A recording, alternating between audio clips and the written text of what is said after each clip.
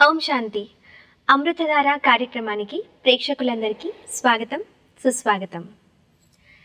ఈరోజు మనం నిర్ణయ శక్తి, యథార్థ నిర్ణయం తీసుకునే కళ, దాని గురించి తెలుసుకుందాము. ఈ అన్ని విషయాలని వివరించి చెప్పడానికి మన ముందు విచ్చేసి ఉన్నారు బ్రహ్మకుమారి విజయ అక్కయ్య గారు. అక్కయ్య 28 సంవత్సరాలుగా బ్రహ్మకుమారి ఈశ్వర్య విశ్వవిద్యాలయంలో తమ సేవల్ని అందిస్తున్నారు. అక్కయ్య, ఓం శాంతి. ఓం శాంతి.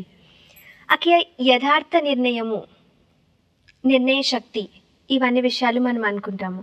అయితే ఏదైనా విషయం చేయాలన్నా, మన జీవితంలో ఏ కర్మ జరగాలన్నా నిర్ణయం అనేది చాలా అవసరం. నిర్ణయం తీసుకుందే మనం ఏ పని చేయము. అసలు నిర్ణయం దేంతో తీసుకుంటాము? ఏదైనా ఒక కార్యం చేయాలన్నా దానికి మొట్టమొదట ఆలోచన తర్వాతనే నిర్ణయం తీసుకుంటాం. అయితే నిర్ణయ శక్తి అనేది దేని ద్వారా తీసుకుంటాము అంటే, మనలో సూక్ష్మ రూపంలో 3 శక్తులు ఉన్నాయి. ఒకటి మనస్సు, రెండోది బుద్ధి, మూడోది సంస్కారం. అయితే ఆలోచన చేసేది మనసు అయితే, అది కరెక్టా కాదా, చెయ్యాలా వద్దా, అవును కాదు అనే నిర్ణయం తీసుకునేది బుద్ధి. అందుకే బుద్ధిని నిర్ణయ శక్తికి ప్రతీకగా చూపిస్తారు. బుద్ధి ద్వారానే మనం నిర్ణయాలు తీసుకోవడం జరుగుతుంది. బుద్ధి అనేది అతి సూక్ష్మమైన శక్తి.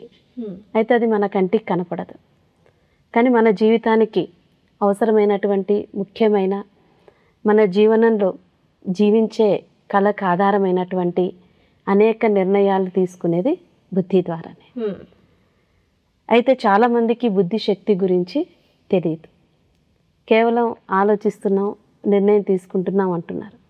కానీ జీవితంలో ఆ నిర్ణయ శక్తిని ఎలా ఉపయోగించాలి, యథార్థ నిర్ణయాలు అంటే ఏంటి అనే తెలియని కారణంగానే ఈరోజు మానవుడు తన జీవితంలో సంపూర్ణ విజయాన్ని పొందలేకపోతున్నాడు. సంపూర్ణ సఫలతను పొందాలి అంటే మానవుడు ఈరోజు అనేక రకాల ఆలోచనలు చేస్తున్నాడు, అనేక రకాల ప్లాన్స్ తయారు చేస్తున్నాడు. తన జీవనాన్ని ఉన్నత స్థితిలోకి తీసుకెళ్లేదానికి అనేక రకాల ప్రయోగాలు చేస్తున్నాడు. కానీ అవన్నీ కూడా సక్సెస్ కావటం లేదు. కారణం ఏంటి అంటే, సరైన నిర్ణయం తీసుకోలేని కారణంగా. అయితే సరైన నిర్ణయం తీసుకోవాలి అంటే దానికి కూడా కొన్ని సూత్రాలు ఉన్నాయి. సరైన నిర్ణయానికి గుర్తుగా మనం త్రాసును చూపించడం జరుగుతుంది. త్రాసుకి మనం పైన బ్యాలెన్సింగ్ కోసం ఒక కర్ర ఉంటుంది, 2 వైపులా 2 పల్లెరాలు ఉంటాయి, మధ్యలో ముళ్ళు ఉంటుంది. అయితే ఇందులో 4 విశేష గుణాలు ఉన్నాయి. త్రాసు పైన ఉండే ముళ్ళు ఏకాగ్రతకు గుర్తు, కర్ర అనేది బ్యాలెన్స్, సమతుల్యానికి గుర్తు, ఒకవైపు పల్లెం అనేది నిస్వార్థానికి గుర్తు, ఇంకొక వైపు నిష్పక్షపాతానికి గుర్తు. ప్రతి వ్యక్తిలో ఏకాగ్రత, సమతుల్యత అనగా బ్యాలెన్స్, నిష్పక్షపాతము, నిస్వార్థం. నిష్పక్షపాతము అంటున్నారంటే అంటే పక్షపాతం లేకుండా. అంటే ఏదైనా ఒక నిర్ణయం తీసుకోవాలన్నప్పుడు ఆ నిర్ణయం దాని వెనక ఏంటి, వర్తమానం ఏంటి, భవిష్యం ఏంటి, మూడింటి గురించి మన మీద ప్రభావం ఉంటుంది. అయితే నిర్ణయం అనేది ఒక వ్యక్తికి సంబంధించి ఉండదు. మనం సమాజంలో ఉన్నాం కాబట్టి వ్యక్తుల మధ్య ఉంటుంది, ఒక సంస్థకు వ్యక్తికి మధ్య ఉంటుంది, ఒక కుటుంబానికి వ్యక్తికి మధ్య ఉంటుంది. ఇలా అనేక రకాలతో మనం తీసుకునే నిర్ణయాలు ముడిపడి ఉంటాయి. కాబట్టి మనం తీసుకునే నిర్ణయం గతం మీద ఆధారపడి ఉంటుంది, వర్తమాన సిచ్యుయేషన్ మీద ఆధారపడి ఉంటుంది, రేపు దాని యొక్క రిజల్ట్ భవిష్యత్తులో ఉంటుంది. కాబట్టి నిర్ణయం తీసుకునేటప్పుడు ఈ మూడింటి గురించి కూడా మనం ఆలోచన చేయాల్సి ఉంటుంది అన్నమాట. దీని నుంచి ఏమవుతుంది అంటే మనం సరైన నిర్ణయం తీసుకోగలుగుతాం. కానీ ప్రస్తుతం ఉన్న ఈ నవయుగంలో, ఈ స్పీడ్ యుగంలో మనుషులు ప్రతిదీ ఇమీడియట్గా ఇన్స్టాంట్గా అయిపోవాలనే తొందరలో ఏం చేస్తున్నారు, సడన్ నిర్ణయాలు తీసుకుంటున్నారు. వాటి వల్ల నష్టమే కానీ లాభం అనేది లేదు. దీని ద్వారా ఏమవుతుంది, ఒత్తిడికి లోనవుతున్నారు, డిప్రెషన్కి లోనవుతున్నారు, నేనేం చేసినా నేను సక్సెస్ కాలేకపోతున్నాను అని అనుకుంటున్నారు. కానీ వాళ్ళు కొద్దిగా ఆలోచన చేయలేకపోతున్నారు, నేను సరైన నిర్ణయం ఎప్పుడు తీసుకోగలను, ఎలా తీసుకోగలను, అంత సమయాన్ని వాళ్ళు కేటాయించలేకపోతున్నారు. అకే నిర్ణయం అంటున్నారు, సరైన నిర్ణయం తీసుకోలేకపోతున్నాను. ఫస్ట్ వాళ్ళకి ఎలా తెలుస్తుంది మేము సరైన నిర్ణయం తీసుకుంటున్నామా లేదంటే కరెక్ట్గా తీసుకోలేకపోతున్నామా అనేది? యాక్చువల్గా నిర్ణయం ఎలా తీసుకోవాలి అది తెలిసినప్పుడు ఏది రైట్ ఏది రాంగ్ అనేది తెలుస్తుంది. సో నిర్ణయ శక్తి పెంచుకోవాలి అన్నా, సరైన నిర్ణయం తీసుకోవాలి అన్నా దేని గురించి తెలుసుకోవాలంటారు? దేనికైనా ఒక బేస్ ఉంటుంది. అదొక వస్తువు కావచ్చు, ఒక బిల్డింగ్ కావచ్చు, ఇంకోటి కావచ్చు. అలాగే ఇది సూక్ష్మ రూపంలో ఒక నిర్ణయం తీసుకోవడానికి కూడా ఒక బేస్ అనేది ఉంటుంది. మన బుద్ధి మంచి నిర్ణయం తీసుకోవాలి అంటే ముందు నేను చెప్పిన విధంగా ఈ 4 విశేషతల మీద ఆధారపడింది. ఒకటి ఏకాగ్రత. కానీ ఈరోజు మానవ జీవనంలో స్పీడ్ ఎక్కువ కావడం వల్ల ఏకాగ్రతను కోల్పోతున్నాడు. రెండోది బ్యాలెన్సింగ్ లేదు. మూడోది మనిషిలో రోజు రోజుకు స్వార్థం, పక్షపాతం. అంటే అన్నీ నాకే కావాలి, నాకే లభించాలి, నేనే అనుభవించాలి, ఇతరులకి వాటి యొక్క ప్రాప్తి పొందకూడదు, నేనే సక్సెస్ అవ్వాలి, వాళ్ళకన్నా ముందు నేనే వెళ్ళాలి. ఈ భావనలు ఉన్న కారణంగా ప్రతి మనిషి తన జీవితంలో యథార్థ నిర్ణయాన్ని తీసుకోలేకపోతున్నారు. కాబట్టి యథార్థ నిర్ణయం తీసుకోవాలి అంటే ఈ 4 వాల్యూస్ అనేది మనకు చాలా అవసరం. ఏ విధంగా నిర్ణయ శక్తికి మనం ఎగ్జాంపుల్గా చెప్పుకోవచ్చు, హంస. హంసలో ఇలాంటి గుణం ఉంటుంది, స్వచ్ఛత. కాబట్టి హంస ఏం చేస్తుంది, పాలను నీటిని వేరు చేస్తుంది, రాళ్ళని రత్నాల్ని వేరు చేస్తుంది. కాబట్టి నిర్ణయ శక్తి మనకు మంచిగా ఉండాలి అంటే దానికి ఇంకొక శక్తి అవసరం, అది పరిశీలన శక్తి. మనిషిలో ఎప్పుడైతే పరిశీలన శక్తి అనేది పెంచుకుంటూ పోతామో సరైన నిర్ణయాన్ని తీసుకోగలుగుతాం. ఇది మంచినా చెడ, నా ఒక్కరికైనా లేదా 10 మందికి ఉపయోగపడుతుందా, దీంట్లో నా ఒక్కరి ఉన్నతి ఉందా, అనేక మంది యొక్క ఉన్నతి ఉందా అని ఆలోచించగలిగితే మనం సరైన నిర్ణయం తీసుకోగలుగుతాం. కానీ మంచి చెడులు ఆలోచన యొక్క పరిజ్ఞానం లేకపోతే, మీన్స్ నాలెడ్జ్ లేకపోతే ఆ వ్యక్తి తన జీవితంలో సరైన నిర్ణయం తీసుకోలేడు. ఎలాగంటే ఒకసారి సముద్రంలో చాలా స్టీమర్లు ప్రయాణం చేస్తూ ఉన్నాయి. ఉన్నట్టుండి సముద్రంలో తుఫాన్ వచ్చింది. ఆ తుఫాన్ రాగానే ఎక్కడైతే సుడిగుండంలాగా ఏర్పడింది అనమాట తుఫాన్ నుండి. అప్పుడు మిగిలిన ఓడలన్నీ ఏం చేశాయి, మిగిలిన ఓడల కెప్టెన్స్ ఆ ఓడల్ని తీరం చేర్చేదాని కొరకు ప్రయత్నం చేస్తూ ఆ తుఫాన్ నుంచి బయటపడేదానికి ప్రయత్నం చేస్తున్నారు. కానీ అందులో ఒక స్టీమర్ యొక్క కెప్టెన్ చాలా యూత్. అతనేం చేశాడు, ఎక్కడ తుఫాన్ ఏర్పడిందో ఆ తుఫాన్ మధ్యలోకి స్టీమర్ నడిపిస్తున్నాడు. స్టీమర్లో ఉండే వ్యక్తులందరూ కూడా ఆహాకారాలు చేశారు, ఏం చేస్తున్నావు, నువ్వు మా జీవనాన్ని నువ్వు సమాప్తి చేసేదానికి ఆలోచిస్తున్నావు అనేసి. కానీ అతను ఎవ్వరి మాటలను వినకుండా సీదా తీసుకెళ్ళి తుఫాన్ ఎక్కడైతే సృష్టింపబడిందో దాని మధ్యలో స్టీమర్ను నిలబెట్టాడనమాట. అప్పుడు ఆ తుఫాన్ యొక్క ఎఫెక్ట్ అనేది, ప్రభావం అనేది స్టీమర్ మీద పడలేదు, వీళ్ళందరూ సురక్షితమైనారు. ఎందుకు అంటే ఆ కెప్టెన్కి తెలుసు తుఫాన్ వచ్చినప్పుడు తుఫాన్ బయట కన్నా ఆ లోపలికి వెళ్తే ఆ స్థానం సురక్షితంగా ఉంటుంది అనేసి. కాబట్టి కరెక్ట్గా అతనికి నాలెడ్జ్ ఉంది కాబట్టి సరైన నిర్ణయాన్ని తీసుకొని సరైన టైంలో అనేక మంది యొక్క ప్రాణాలను కాపాడాడు. ఒకవేళ ఆ నాలెడ్జ్ లేని కెప్టెన్స్ ఏం చేశారు, తుఫాన్ బయట నావల్ని తీసుకెళ్ళడానికి ప్రయత్నం చేశారు, చాలా డ్యామేజెస్ అనేది జరగడం జరిగింది. అలాగే మానవ జీవితం కూడా ఒక నౌక లాంటిదే. మరి ఆ నౌక సరైన తీరం చేరాలి అంటే మానవుని జీవితంలో అనేక సమస్యలు ఉంటాయి, అనేక ప్రశ్నలు ఉంటాయి, అనేక రకాల కష్ట నష్టాలు ఉంటాయి. మరి వాటన్నిటి నుంచి బయటపడాలి అంటే ఎంతోమంది మన చుట్టుపక్కల మనల్ని ప్రోత్సహించే వాళ్ళు ఉంటారు, మనల్ని ఈ తక్కువ భావంతో డిస్కరేజ్ చేసే వాళ్ళు ఉంటారు. అయితే అటువంటి వాళ్ళ మాటలన్నింటినీ కూడా లెక్క చేయకుండా, వాళ్ళ మాటల యొక్క ప్రభావంలోకి వెళ్ళకుండా సరైన నిర్ణయం తీసుకోవాలి అంటే మనకు నాలెడ్జ్ అనేది చాలా అవసరం జీవనంలో. దాని కొరకే మనం ఏం చేయాలి అంటే, ఒక లైట్ హౌస్ ఎలాంటి పని చేస్తుందో, లైట్ హౌస్ ఏం చేస్తుంది, సముద్ర తీరంలో ఉంటుంది కానీ దాని చుట్టూ చీకటే ఉంటుంది.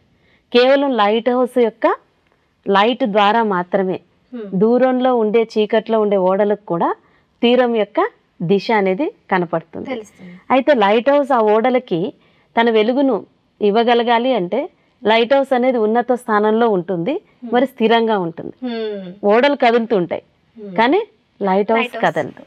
అలాగే ప్రతి వ్యక్తి కూడా తన జీవితంలో సరైన నిర్ణయం తీసుకొని అనేక మందికి దారి చూపించగలగాలి అంటే లైట్ హౌస్ లాగా ఏం చేయాలి, ఒకటి తనలో స్థిరత ఉండాలి, అంటే ఏకాగ్రత, స్థిరత, స్టెబిలిటీ, స్థిరత ఉండాలి. రెండోది ఉన్నత స్థితి ఉండాలి. అంటే ఎప్పుడు కూడా మనం తక్కువగా ఆలోచించేది, అలా అంటే లో స్టేజ్లోకి వచ్చి అప్పటికప్పుడు నిర్ణయాలు తీసుకునేది అలా ఉండకుండా ఏదైనా ఒక నిర్ణయం తీసుకుంటున్నామంటే దానికి భూత, వర్తమాన, భవిష్యం మూడింటి యొక్క ప్రభావం మన జీవితంలో ఉంటుంది. కానీ ఇప్పుడు ఏం చేస్తున్నాం మనం అంటే, ఈ స్పీడ్ యుగంలో త్వరగా అన్ని పనులు అయిపోవాలని వర్తమానంలో ఏది కనపడుతుందో ఆ టైంలో ఆ పని పూర్తి చేయాలని మనం త్వరగా నిర్ణయాలు తీసుకుంటున్నాం. దాని నుండి ఏమవుతుంది, మనిషి యొక్క జీవితం మీదే కాకుండా మనిషి యొక్క మనస్సు మీద కూడా అది ప్రభావం చూపించి ఒత్తిడికి లోన్ అవుతున్నారన్నమాట. అలా లోన్ కాకుండా ఉండాలి అని అంటే మనిషి తన యొక్క స్థితిని స్థిరంగా చేసుకోవాలి. స్థిరంగా చేసుకోవాలి అంటే తన ఆలోచనల మీద అతను కంట్రోలింగ్ తెచ్చుకోవాలి. ఓకే, ఆలోచనల మీద కంట్రోలింగ్ అంటున్నారు. సో ఈ ఆలోచనల మీద కంట్రోలింగ్ అండ్ కాన్సన్ట్రేషన్ అంటే ఏకాగ్రత ఏ రకంగా పెంపొందించుకోవాలంటారు? ఆలోచనల మీద కంట్రోల్ అంటే మన మనస్సు గురించి తెలుసుకోవాలి. మన మనస్సు అనేక రకాలుగా ఆలోచిస్తుంది, పరిపరి విధాలుగా పోతుంది. కొన్నిసార్లు ఏమవుతుంది, మంచి నిర్ణయం తీసుకునే దాంట్లో కూడా ఇతరుల యొక్క ప్రభావం మన మీద చాలా ఉంటుంది. అరే నేను ఈ నిర్ణయం తీసుకుంటే ఫ్యూచర్లో ఏం జరుగుతుందో, ఒకవేళ నేను అనుకున్నట్టు మంచి జరగకపోతే వాళ్ళందరూ నన్ను ఏమంటారో, దాని యొక్క ప్రభావం నా మీద ఏముంటుందో, లేదా నేను ఇలాంటి నిర్ణయం తీసుకోవడం వల్ల ఎదుటి వాళ్ళు నన్ను వేరుగా అనుకుంటారు, తప్పుగా అర్థం చేసుకుంటారు. ఇలాంటి భావనలు ఉన్నప్పుడు ఏమవుతుందంటే ఆ వ్యక్తి సరైన నిర్ణయం తీసుకోలేదు. ఎందుకంటే ఆలోచనలో స్థిరత లేని కారణంగా మనిషి యొక్క జీవనంలో ద్వంద్వం, దువిధ, అంటే రెండు రకాలుగా అలా ఇలా అని ఏది అనేది సరైన నిర్ణయాన్ని తీసుకోలేకపోతున్నాడు. కాబట్టి యథార్థ నిర్ణయం ఎప్పుడు మనం తీసుకోగలమంటే ఆ యథార్థ నిర్ణయం తీసుకునేదానికి ఫస్ట్ మనం ఆ నిర్ణయ శక్తి ఏదైతే ఉందో దాన్ని ఉపయోగించుకోవాలి. ఉపయోగించుకోవాలి అంటే మన ఆలోచనలు మనసు చేయగలుగుతుందే కానీ దాన్ని అదుపులో పెట్టగలిగేది బుద్ధి. మరి ఏకాగ్రత ఎప్పుడు వస్తుంది అంటే మనసు ఏదైతే ఆలోచిస్తుందో బుద్ధి సరైన నిర్ణయం తీసుకున్నప్పుడు మనసు బుద్ధి ఏకకాలంలో ఒకే విషయం గురించి పని చేయాలి. మనసు ఒకటి ఆలోచిస్తుంది, బుద్ధి ఇంకొక నిర్ణయం తీసుకుంది అనుకోండి, అక్కడ ఏకాగ్రత ఉండదు. ఎక్కడ ఏకాగ్రత ఉండదో అక్కడ బ్యాలెన్స్ ఉండదు. ఎక్కడ బ్యాలెన్స్ ఉండదో అక్కడ సరైన జడ్జిమెంట్ మనం తీసుకోలేము. కాబట్టి ఏకాగ్రత కొరకు ఒకే సమయంలో ఒకే పని మీద మనస్సు బుద్ధిని మనం నిలపగలగాలి. దాన్ని సాధించుకోగలిగితే మానవుడు తన జీవనంలో మంచి నిర్ణయం తీసుకుంటాడు. కొన్ని సిచ్యువేషన్స్ ఇలా వస్తాయి. ఇప్పుడు చాలామంది చాలా బిజీ షెడ్యూల్ ఉంటుంది అండ్ వాళ్ళకి రకరకాల పనులు ఉంటాయి, ఇంట్లోని చూసుకోవాలి, బయట చూసుకోవాలి, సమాజంలో చూసుకోవాలి. సో ఇన్ని ప్రాబ్లమ్స్ ఉన్నప్పుడు, ఇన్ని రకాల సమస్యలు ఉన్నప్పుడు ఒకేసారి కొందరికి చాలా నిర్ణయాలు ఒకటేసారి తీసుకోవాల్సి వస్తుంది. అలాంటి టైంలో చాలామంది ఏం చేస్తారంటే పక్క వాళ్ళని నిర్ణయం తీసుకోమని చెప్తారు, లేకపోతే వేరే వాళ్ళ మీద ఆధారపడతారు, వేరే వాళ్ళ డిసిషన్ని బట్టి వాళ్ళు డిసిషన్ తీసుకుంటారు. అవి చాలాసార్లు సక్సెస్ అవుతాయి, ఒక్కొక్కసారి సక్సెస్ అవ్వవు. అలాంటప్పుడు మనం వేరే వాళ్ళ మీద దోషం వేస్తాము. సో అలాంటి సిచ్యువేషన్స్లో ఏం చేయాలి, అలా మల్టిపుల్గా నిర్ణయాలు తీసుకోవాల్సి వచ్చినప్పుడు ఏం చేస్తే మనం పర్ఫెక్ట్గా నిర్ణయం తీసుకోగలం? అంటే ఉదాహరణకు ఒక ఫ్యామిలీ ఉంది. ఫ్యామిలీ అనేది అందరికి సంబంధించింది. అందరికి సంబంధించిందంటే ఒక నిర్ణయం మనం తీసుకోవాలి అంటే ఫ్యామిలీలో అందరి యొక్క అభిప్రాయం కనుక్కోవడం అవసరమే. ప్రతి ఒక్కరు వారి వారి అభిప్రాయాన్ని మనకు తెలియచేస్తారు.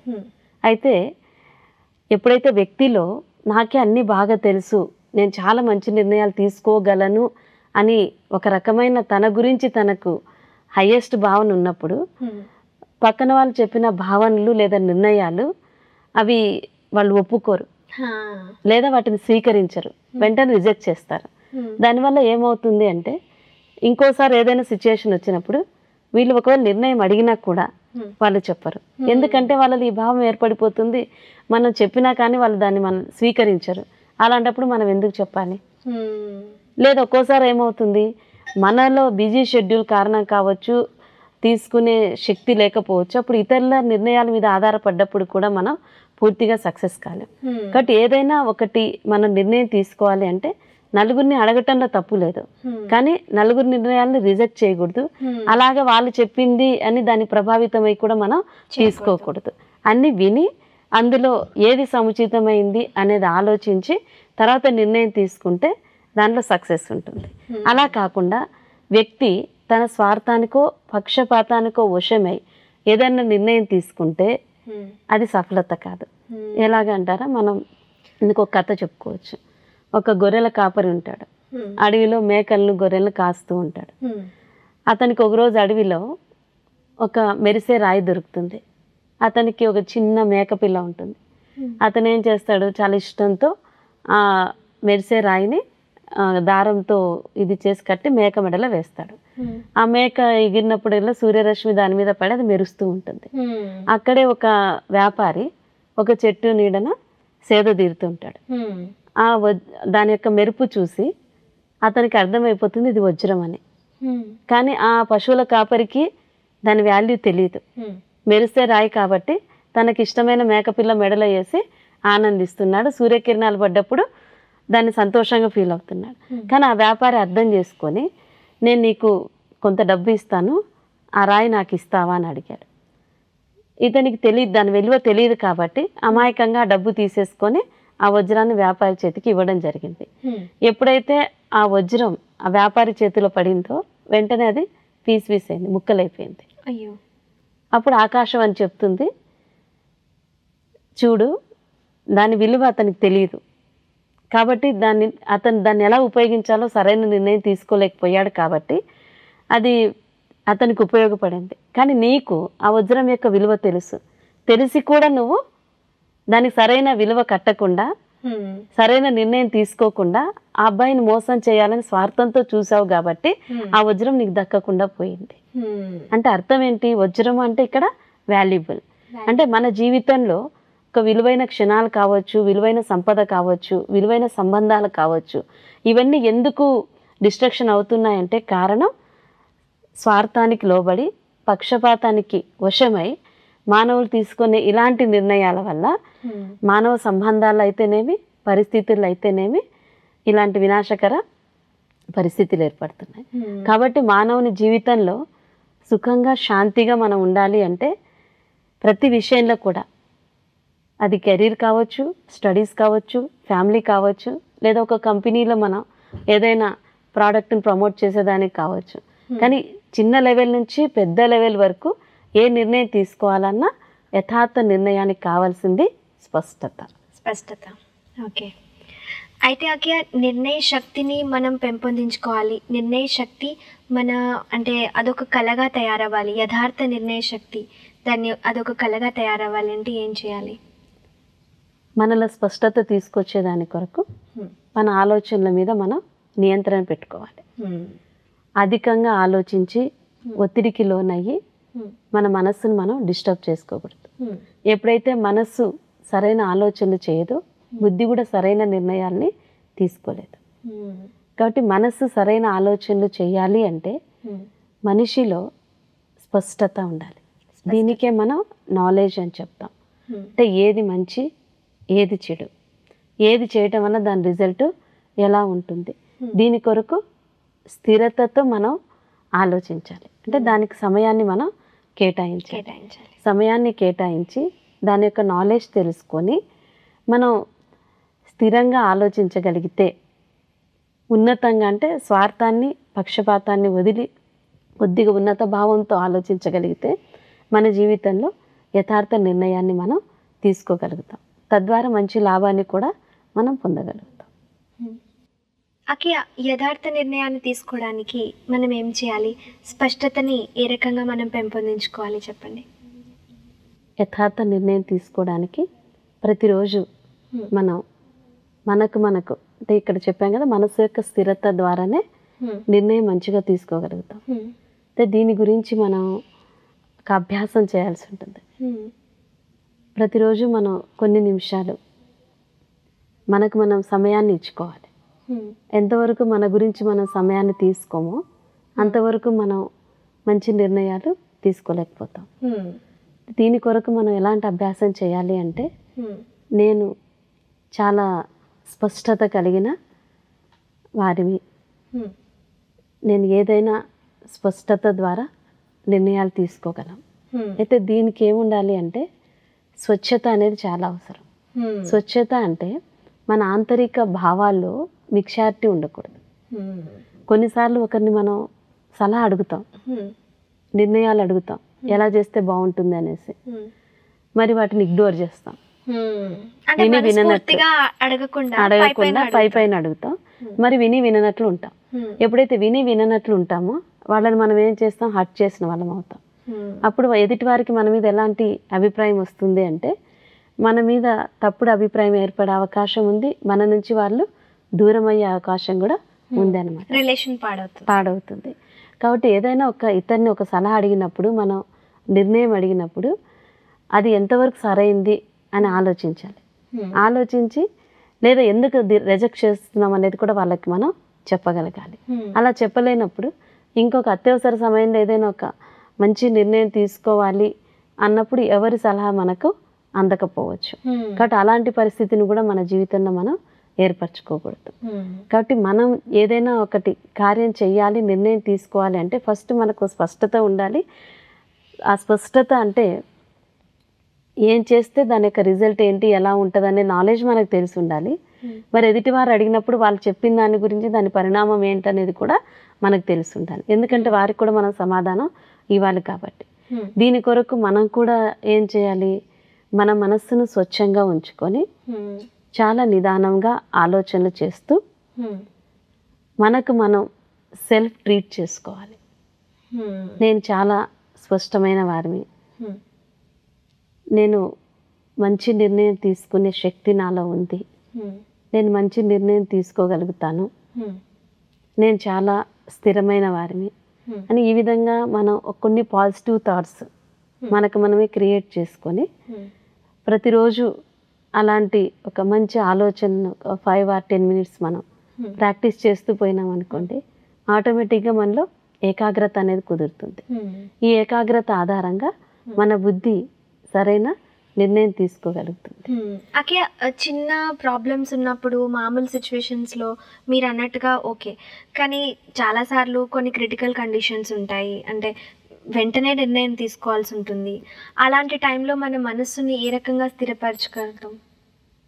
ఇప్పుడు చెప్పిన అభ్యాసాన్ని మనం కొద్ది నిమిషాలు అలా చేసుకోగలిగితే ఆటోమేటిక్గా మనకి ఏకాగ్రత అనేది వచ్చేస్తుంది. ఓకే, చాలా విషయాలు మాకు మీరు తెలియచెప్పారు అక్కయ్య. చాలా చాలా ధన్యవాదాలు. ఏకాగ్రత, స్వచ్ఛత, స్పష్టత ఇలాంటి గుణాలు మన లోపల డెవలప్ చేసుకున్నట్లయితే అండ్ అక్కయ్య చెప్పినట్టుగా అభ్యాసం చేసినట్లయితే నిర్ణయ శక్తి చాలా పెరుగుతుంది. అంతేకాకుండా సరైన నిర్ణయాలు అండ్ యథార్థమైన నిర్ణయాలు తీసుకునే కళ అనేది మనకి న్యాచురల్గా వచ్చేస్తుంది. కళ అంటే మన లోపల ఉండేది. మన లోపల నిర్ణయం తీసుకునే కళ ఉన్నట్లు అయితే సరైన నిర్ణయాలు మనం తీసుకోగలుగుతాము. అంతేకాకుండా మన అమూల్యమైన జీవితాన్ని, మన టైంని మనం వేస్ట్ చేసుకోకుండా దాన్ని కరెక్ట్గా ఫాలో అవ్వగలుగుతాము. అండ్ లైఫ్లో సక్సెస్ అనేది మన నిర్ణయాన్ని బట్టే ఉంటుంది. ఎప్పుడైనా లైఫ్లో సక్సెస్ కావాలి అంటే సరైన నిర్ణయం కావాలి. సరైన నిర్ణయం కావాలంటే అక్కయ్య చెప్పినట్టుగా ఇలాంటి గుణాలు అనేవి మనలో డెవలప్ కావాలి. సో ఈ యొక్క కార్యక్రమాన్ని ఇంతటితో ముగిద్దాము. మళ్ళీ వచ్చే కార్యక్రమంలో మరొక కొత్త ఎపిసోడ్తో కలుద్దాం. అంతవరకు సెలవు. ఓం శాంతి. నేటి కోసం మేటి సంకల్పం. అపకారికి ఉపకారం చేయటమే ఉత్తమ లక్షణం.